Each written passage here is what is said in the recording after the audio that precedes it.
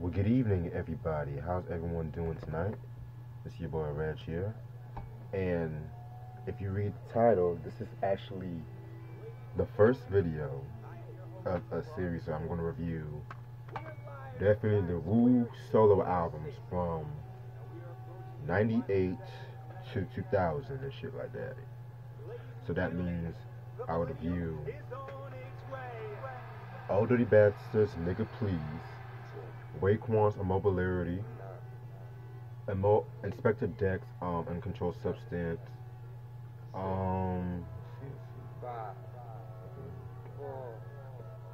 Okay, of course I'm going to conclude with Supreme Clientele. Also, I would be reviewing like the debut album of RZA's Bobby Digital, which is going to be the next video after this one.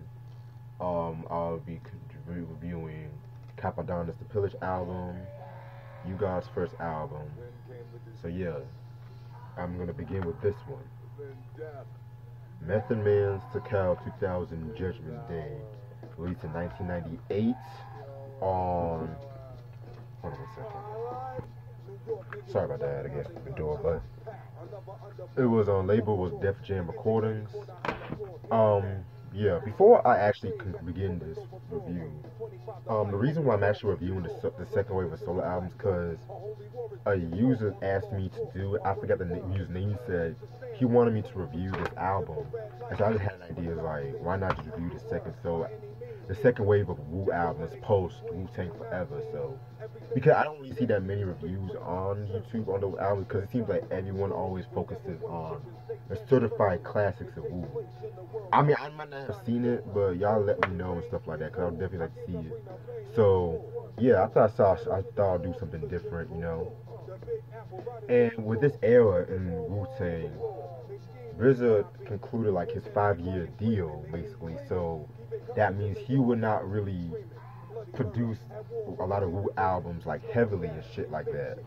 So he wanted to branch out, and he was also trying to, like, you know, push the affiliates out for exposure more, because you know Wu-Tang Clan was just an all growing like unity and stuff like that. So anybody was in Wu-Tang on some real shit too. Oh, I forgot. Just as Beneath the Surface, I'm definitely gonna review that. And possibly I might review Ghost Dog, The Way of the Samurai, might. But that's gonna be a surprise. I don't know if I'll do that yet, but yeah. So a lot of like second Wu affiliates album came out and shit like that. I definitely need to get my hands on Killer Priest Heavy Mental, because I'm debating on reviewing that and stuff like that. So, because I want to have the album, but at the same time, I don't mind reviewing it without the album. But I'll see how many times I have my reviews. But let me get, yeah. So RZA, you know, he was getting to venturing out more, and he was like exploring like through in different aspects. You know, with clothing. They had a video game in '98. You know, like they were just branching out more, and so most Wu affiliates like Fourth Disciple, True Master, Inspector Deck, you know, even Inspector Deck produced, like they stepped up to producing game and shit. So yeah, so definitely this was like, you know, the first like album released post Wu-Tang Forever. So now let's get right to the album. Singles, it came out with like 2 singles, which are Judgment Day and Breakups to Make Up with D'Angelo. Guest appearances: Left Eye, Booster, Street Life, who else? Excuse me. Capadonna, Ed Lover of Yo MTV Raps, Inspector Deck, Killer Sin, Master Killer, Raekwon, Chris Rock, Mobb Deep, Hellraiser, Donald Trump. Yes, you heard me correctly, Donald Trump. Yep. Yeah. Motherfucker starting all this bullshit with Syria though, but anyway. Redman, Show Flow, Polite and Star, Janet Jackson. Producers include RZA and Method Man are executive producers. True Master, Inspector Deck, Fourth Disciple, Eric Sermon, shout out to Eric Sermon by the way, Havoc, Mathematics, another dope Wu affiliate producer, LB the Life Bringer, and Kuwan Goodman. Alright, so you guys should know that he dropped Tical back in 1994, which is a classic album in my opinion. Um, a lot of Wu heads don't even talk about the album heavily as they do with like Liquid Swords, Only Built for Cuban Links. Like they talk about it, but not an aspect of that. I feel like it is touching those albums in its way, you know. But it's not. But I can understand how people don't really fuck with it like that, cause you know of the production and how the slang and everything. But anyway, so between like '94 and '96. You know, Method Man, you know, he was appearing in guest appearances on a lot of albums. Like, of course, he was on Biggie's Ready to Die on the song The What, classic track, classic album. He dropped a very dope outro verse on Showbiz and AG's Goodfellas on the song Got the Flavor. Stay tuned on that one. That's going to be some heat. He was on Spice One's America's Nightmare. I think the song was called Hard to Kill and shit like that. So yeah, he was doing a lot of guest appearances and shit.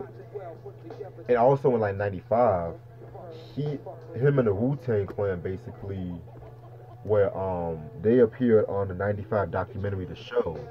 You guys should know about that. It was a Def Jam documentary. I mentioned that countless times before on this channel. I need to get my hands on the soundtrack and shit like that. I need to get my do I have the soundtrack? Yeah, I don't think I got the soundtrack, but I could have it. I don't know, but whatever. So, yeah, and there was a funny ass scene when he was fucking arguing with You God and Ghostface and shit like that. And shit. Yeah, you guys gotta see the scene for yourself. Then between like '97 and '98, you know, they dropped Wu Forever, Wu-Tang Forever. Classic album, in my opinion. And you know, while he was working on this album, he actually appeared. He was in the movie Belly with Nas and DMX. Fucking classic movie. Hype Williams directed that shit. One of my favorite directors, period. I don't give a fuck what no one says. And this is the album right here. Yeah. So, if you remember when I did the vinyl review, I believe it was last week, I talked about Busta Rhymes on the coming album where I said it had like that end of the world feel to it. This has like a more like an apocalyptic feel as well, but it's like it went more darker with it and shit like that. So you see the cover right here, you see Method Man, you know, I think like a skull right in front right there and shit. Kinda eerie and shit, you know. And so he had this like this picture of him like in this like picture of this some future clothing. And you have some more crazy pictures of him, you know, with vampire teeth. And yeah, y'all seen that photo before, so. Alright. Well, a little disclaimer though, before we get ahead of ourselves. This album has 28 songs. Most with a few skits sprinkled around, but since with the album's length, I've decided to talk about a few tracks, not all the tracks and stuff like that. So, track number 2, Perfect World. That's a pretty cool song right there. RZA definitely produced that. Definitely has that feel like it's has that Tical feel to it and shit like that. Which I fucking love that basically.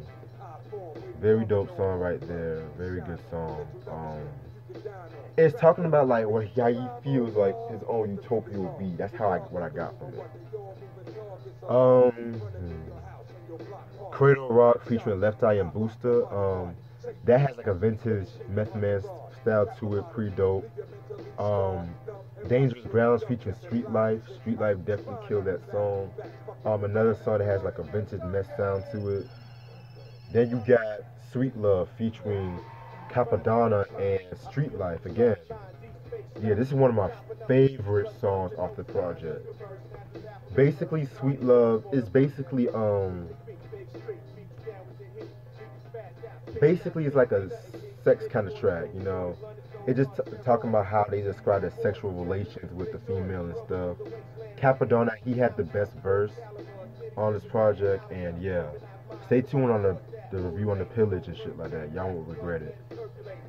Um, then we get to Suspect Chin Music featuring Street Life again. Again, RZA produced that one, and that's a very cool ass track as well. And then we get to Retro Godfather. This is probably my second favorite track on this album. It definitely, if you really hear the beat, it sounds very different from what Method Man is used to rapping to, because it has more like it has like it's a mixture between Ghostface, something you hear from Ghostface Iron Man, and a beat you kind of hear from Royal Flush's Ghetto Millionaire album and stuff like that. And the way he's flowing on that beat, which I'll get into at the end, is like something you will never really hear from him and shit like that. It's like that beat's like dun dun dun, like very dope song right there. Love that song. Track number 13, Spazzola, featuring Inspector Dead, Killer Sin, Master Killer, Raekwon, and Street Life. Hands down, my favorite song off the album. Hands down. I don't know what it is about that song, but it's maybe that Aretha Franklin sample, or maybe it's another one of them old traditional Wu Posse because I love. Which, to be real with you guys, this is probably like the only full Wu Posse cut on this whole project, to be real, because Play for Keeps, which is another dope song in its right, it has like Mobb Deep in it, and that's not a shot to Mobb Deep, because you know, if you guys watch my channel, you guys know how much I love Mobb Deep. Rest in peace to Prodigy, by the way. But you know, you're like, it just has that vintage Wu style and stuff like that.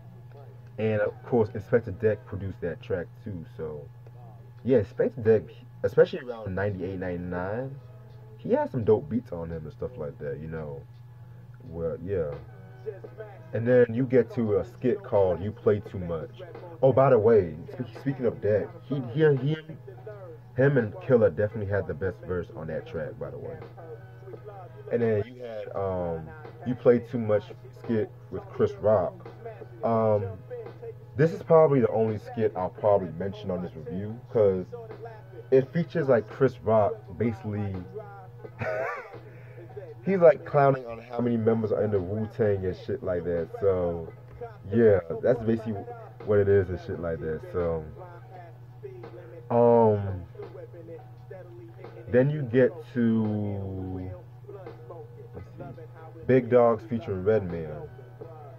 Yeah, definitely another cool track, you know. Him and Red, what else can you say, you know? Just them doing their thing and shit like that. Very cool song right there. Eric Sermon, of course, made the beat. This was just another like teaser for the Blackout album, which, another disclaimer, I'm going to review that album, but I'm going to review Redman's There's a Dark Side, Muddy Waters, and Doc's the Name first before I touch Blackout. So yeah, so that's why I'm just gonna get over this one and shit. Which I'm gonna talk about Redman probably later on this year sometime. So yeah. Breakups to Makeups featuring D'Angelo. Although the song, I like the song, to be real, they were kind of trying to do what they did with, you know, Mary J. Blige with All I Need and stuff like that, which is still a good song in its own right, but it's just like, it's a bit too polished in my opinion, but And the last track I'm talking about is Judgment Day, another banger and stuff like that. The beat is like another like kind of like a fast-paced 1970s like cop chase kind of beat, you know. This is kind of like rounds up the whole theme of the whole album where it talks about the end of the world and shit like that. Yeah, very cool song. Love Method's flow again. And that's all the time I have for this album. This is a very slept on album when it comes to like Method Man and the Wu-Tang and stuff like that. I don't really hear that many people talking about this album. Um, Again, this may be my second favorite Wu solo joint because Method Man's style basically evolved with this album. Many people don't really talk about how he was definitely experimenting with different flows, different concepts with songs and shit like that. Basically, I loved like his flow on definitely on songs like Virtual Godfather and Judgment Day. I felt like he did his thing on and the flow on that song. So I love the concept with this whole album. Love the whole concept, the end of the world, basically. Cause the '90s, a lot of rappers were kind of having that apocalyptic flow, and they got like Busta Rhymes' first 4 albums, The Coming all the way to Anarchy was a perfect example of that. But yeah, my only gripe with this album, there's only like 2 gripes I have with this album. One, the length of the album. I definitely feel like 28 songs is a bit too much, especially where you got a lot of skits on the album. And yes, some skits were cool, but some skits I could have gotten rid of, like definitely the fucking message from Penny skit with Janet Jackson. Love Janet Jackson, but I kind of felt like that skit didn't really need to be there, as well as the Donald Trump skit too. And also, definitely, with RZA, less production with RZA, the sound, the Wu sound was like slowly deteriorating, throughout the wave of these albums. And that's something I will definitely talk about during this wave of solo albums. So stay tuned on that. But other than that, this is a very good album right here from the Wu. Very slept on, definitely. So must have in your collection. I'm highly recommended. And next review, I'm definitely going to talk about RZA's Bobby Digital album. I don't know when I'll definitely do that review because I'm going to review possibly these 2 hip hop albums I've been dying to review right after that. So stay tuned. Peace.